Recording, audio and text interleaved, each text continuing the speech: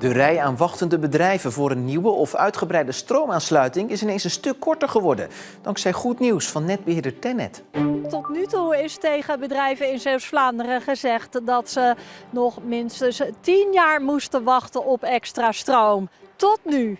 Er komt extra stroom en de meeste bedrijven kunnen nu weer vooruit. En wat heb ik verder voor je in deze Zeeland nu? Miljoenen moeten Douwendalen nieuw leven inblazen. En omzette vuurwerkverkopers knallen de pan uit.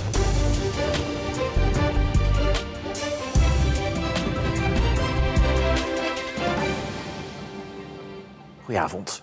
Bedrijven in Zeeuws-Vlaanderen zouden nog zeker 10 jaar moeten wachten op extra stroom. Maar nu komt netbeheerder TenneT met nieuws. Er komt toch nu al extra stroom beschikbaar. De wachtlijst voor bedrijven in Zeeuws-Vlaanderen voor extra stroom is lang en leek uitzichtloos. Maar nu is er plots toch goed nieuws. TenneT kan meer dan 200 megawatt extra stroom vrijmaken voor Zeeuws-Vlaanderen. Ik ben wel heel blij dat we nu op korte termijn een flink aantal bedrijven goed nieuws kunnen brengen. Een aantal bedrijven die op de wachtlijst staan, die veel vermogen vragen, die kunnen we faciliteren. Maar er zijn ook kleinere bedrijven met veel minder vermogen, die we dus ook deels van capaciteit kunnen voorzien. Dat is bijzonder nieuws, want tot nu toe is tegen bedrijven in Zeeuws-Vlaanderen gezegd dat ze nog minstens 10 jaar moesten wachten op extra stroom. En die frustrerende boodschap betekende dat bedrijven al hun plannen voor verduurzaming of voor uitbreiding in de ijskast moesten zetten. Tot vandaag, er komt nu dus toch extra stroom en bedrijven kunnen nu weer vooruit. Nou, daar zijn we heel blij mee.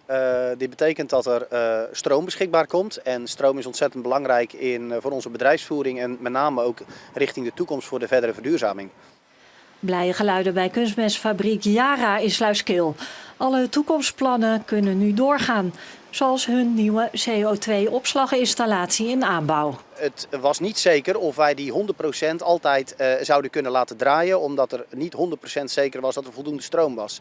En met deze ontwikkelingen lijkt het erop dat dat wel zo is, dus daar zijn wij erg blij mee. De extra stroom komt beschikbaar doordat TenneT een flexcontract heeft afgesloten met gasproducent Air Liquide in Terneuzen. Dat bedrijf gaat op drukke tijden minder stroom verbruiken. De pieken van de belasting op de hoogspanningsnetten, die zullen ze mijden. Dus ze zullen voornamelijk energie gaan gebruiken wanneer er ook veel ruimte is. En doordat ze die spits gaan mijden, creëren we ruimte op het net voor andere gebruikers. Extra stroom dus voor bedrijven in Zeeuws-Vlaanderen op de wachtlijst. Op die wachtlijst staat nu 68 bedrijven voor een extra stroomaansluiting. Die daalt nu naar 51. En de komende maanden nog verder. De komende periode gaan we nog verder rekenen om de situatie in Zeeuws-Vlaanderen te bekijken. En kunnen we dus ook aan het einde van het jaar beoordelen of we de hele wachtlijst kunnen oplossen of niet. De hele wachtlijst oplossen. U denkt dat dat gaat kunnen nu? Dat hoop ik van ganser harte. Voor de bedrijvigheid in Zeeuws-Vlaanderen is het nieuws van vandaag een grote opsteker. Als wij kunnen blijven investeren in de fabrieken, dan betekent dat ook voor degenen die bij ons op de fabriek komen om klussen te doen, maar ook voor de medewerkers, voor de hele economische ontwikkeling van de regio is dit ontzettend belangrijk. Het verschuiven van het stroomgebruik met dit soort flexcontracten blijkt dus dé oplossing te zijn voor het grote stroomtekort in Zeeland. Eerder sloot netbeheerder TenneT al zo'n contract met een grote batterijbouwer, nu met gasproducenten Air Liquide. En daarmee loopt TenneT voorop in Nederland. Dit soort flexcontracten gaan er meer komen. Ze blijken de toverformule te zijn voor de problemen op het stroomnet. Tegen een 24-jarige man uit Terneuzen en een man van 31 uit Vlissingen zijn celstraffen tot 5 jaar geëist. De twee zouden augustus vorig jaar betrokken zijn geweest bij een schietpartij met een andere man in Vlissingen. Daarbij raakte een vrouw gewond. De twee verdachten vluchtten nog weg in een auto, maar werden even later in Rotterdam aangehouden. Morgen staan 2 andere verdachten terecht in deze zaak. De 2 Zeeuwse Kamerleden Anita Pijpeling van GroenLinks PvdA en Patrick van der Hoef van de PVV hebben vandaag afscheid genomen van de Tweede Kamer. Alle afzwaaiende Kamerleden kregen een persoonlijke boodschap mee van de Kamervoorzitter. Patrick van der Hoef. Door de week sliep je in Den Haag, maar je moest erg wennen aan het geluid van een fenomeen dat ze in Zeeuws-Vlaanderen niet kennen: de tram. Je zet die als onderwijswoordvoerder onder andere in voor basisvaardigheden zoals lezen en rekenen. Een nuchtere Zeeuw die terugkeert naar Zeeland. Patrick, het ga je goed. Anita Pijpeling. Niet alleen was je een gedreven collega, maar ook een echte Zeeuwse die kleurrijk kan vertellen over haar mooie provincie. En het werk al daar dat je deed als lerares en gedeputeerde. Bedankt voor alles, Anita. En de nieuwe Tweede Kamer wordt morgen geïnstalleerd. Dan telt de Kamer weer 3 Zeeuwse Kamerleden. Raymond de Roon van de PVV, Jan Schoonis van D66 en Bjorn Sjoets van de VVD. Het is druk bij vuurwerkverkopers. Vanwege het aanstaande vuurwerkverbod dat waarschijnlijk volgend jaar ingaat, willen veel mensen nog een keer knallend het jaar uit. En om verzekerd te zijn van voldoende knallers, wordt er al druk gereserveerd. Dat merkt ook Erik Buijsen van Partymax Vuurwerk in Hulst. Zijn 2 bunkers liggen alvast ramvol met vuurwerk. De voorverkoop, ik merk dat gelijk vanaf het begin dat de webshop, we hebben een eigen webshop, dat die open ging, was het gelijk prijs. En ten opzichte van andere jaren is het gewoon, ik schat grofweg 20-25% al meer, de gemiddelde verkoop. Maar niet alleen bestellen mensen eerder, ze bestellen ook voor hogere bedragen. Er zijn mensen die kopen voor €1000 en die kopen nu voor 1500 euro. En ja, er zijn ook uitzonderingen van mensen die de 2 aanraken, maar ook daaroverheen gaan. Dus echt al richting de 3000 gaan? Ja, die zijn er ook. Ja, met de uitzonderingen naar nog iets meer. Maar... En dat vuurwerk is niet allemaal voor dit jaar. Ik denk dat er wel een percentage is die zeggen van, heb ik voor volgend jaar ook nog iets. Ondanks dat het dan, mocht het afgeschaft worden, niet meer mag. Maar ja, je weet hoe het werkt, hè. Er zitten altijd deugnieten bij. Maar dat levert de vuurwerkverkopers wel een financiële klapper op. Ze verwachten door het aanstaande vuurwerkverbod recordomzetten te draaien dit jaar. Het is waarschijnlijk een nieuw Nederlands woord, de priknik. Een combinatie van zwerfvuilprukken en picknicken. En vanwege de Nationale Klimaatweek gingen vrijwilligers op pad in Vlissingen om een rondje te priknikken. Ik val nu op een goed keuken. De natuur die hier gewoon in de hagen woont. De mensen die hier wonen, die lopen gewoon hun huis uit en die kijken naar het afval en denken van ja, dit is niet per se waar ik wil wonen eigenlijk. Het is gewoon slecht voor de natuur, het zakt de grond in, het komt in de grond terecht, grondwater wordt vervuild. Dat heeft niet echt een goede impact op de natuur. Maakt niet uit waar het afval is, ik denk gewoon dat het een slecht iets is dat het in de natuur zich bevindt. Jarenlang voelde Douwendalen, de grootste wijk van Middelburg, als het ondergeschoven kindje van de gemeente. Maar daar komt nu verandering in.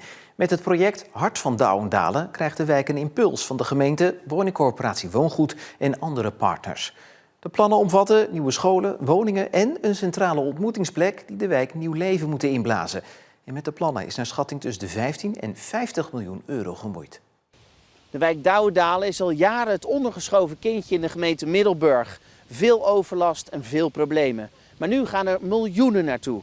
Hier moet het Hart van Douwendalen komen. 2 basisscholen, een ontmoetingsplek. Dat allemaal hier vlak bij het winkelcentrum. Bewoners zijn er blij mee.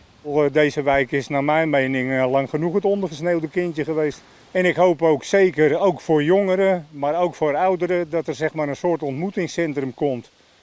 Een beetje breedschalig, waar mensen elkaar kunnen ontmoeten, waar ze gewoon wat, ja, zonder allemaal regelgevingen en noem maar op, hunzelf kunnen zijn.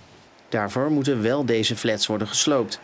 Het college van Middelburg hoopt dat de gemeenteraad akkoord gaat met hun miljoenenplannen, zodat ze zo groots mogelijk kunnen uitpakken. Nee, hier komt Hart van Douwendalen en dat bestaat uit de scholen die hier zijn, openbaar onderwijs, christelijk onderwijs, de kinderopvang, maar ook een stuk welzijn komt er. En natuurlijk sociale woningbouw. De huizen die hier nu zijn, die komen terug in dit plan. De gemeente heeft 4 varianten laten maken, waarbij de eerste variant veel ruimte bevat voor woningbouw. In de andere varianten is meer ruimte voor voorzieningen in de wijk. Dat het ontmoetingscentrum er zo en zo in komt, hè? Dus dat er meer positiviteit, ik bedoel meer mensen elkaar ontmoeten. De wijk krijgt dan voor het eerst een echt centrum van voorzieningen, die nu nog versnipperd in de wijk liggen. Toch is er ook kritiek op de plannen. Deze flat hier achter mij is al bijna zo'n 50 jaar oud en dus toe aan vernieuwing. Maar van de 114 sociale huurwoningen die verdwijnen, komen er maar 75 voor terug. Nee, dat is natuurlijk altijd het zoeken. We hebben fijne contacten met Woongoed. Zij doen natuurlijk ook hierin mee. Zij hebben de verantwoordelijkheid voor de sociale woningbouw. En we hebben met elkaar de plannen gemaakt dat hier ongeveer 75 woningen terugkomen. Maar u weet ook, net als ik, dat er ontzettend hard de roep is om sociale woningbouw. Dus die gaan elders terugkomen. Maar ook de gemeenteraad heeft gezegd van verdeel dat nou door heel de gemeente heen. Nou ja, zoals u weet is hier genoeg sociale woningbouw. Dus hier komt wat minder en ergens anders komt weer meer. En de gemeente Middelburg heeft nog veel meer plannen gemaakt, waarbij fors geïnvesteerd gaat worden in de wijk Douwendalen. We zijn plannen aan het maken over de kruidmolen, de sporthal, hier achter de parkeerplaats zijn plannen voor. Ook de betegeling in het winkelcentrum, de vloer zeg maar, hebben we plannen voor. Dus er gebeurt heel veel, gelukkig in deze mooie wijk. Maar jarenlang gaat deze wijk al gebukt onder armoede en overlast. Waarom dan nu pas deze miljoeneninvesteringen? Een wijk waar heel veel gebeurt, heel veel initiatieven zijn, ook heel veel actieve inwoners, maar waar niet altijd genoeg centen waren om onder andere nieuwe scholen neer te zetten. Dat geld is er nu wel, dus vandaar dat wij gaan investeren, juist in deze wijk. Komende donderdag besluit de gemeenteraad van Middelburg of deze miljoenenplannen doorgaan. Bij akkoord zal de eerste paal in 2028 de grond ingaan.